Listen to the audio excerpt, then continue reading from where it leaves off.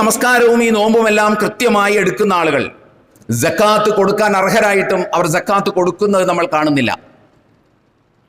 അതുപോലെ തന്നെ ഇതൊക്കെ കൃത്യമായി ചെയ്യുന്ന ആളുകൾ അവരുടെ കച്ചവടത്തിലും അവരുടെ ബിസിനസ്സിലുമൊക്കെ കൃത്രിമം കാണിക്കുന്നത് നമ്മൾ കാണുകയും ചെയ്യുന്നു.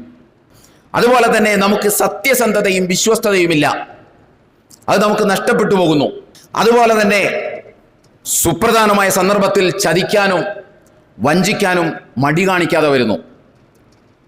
നിർണായകമായ ഘട്ടത്തിൽ ലാഭനഷ്ടങ്ങൾ നോക്കി വാക്കുകൾ മാറ്റി പറയാനും കരാറുകൾ ലംഘിക്കാനും മുസ്ലിം സമൂഹത്തിൽ ആളുകൾ തയ്യാറാവുന്നു.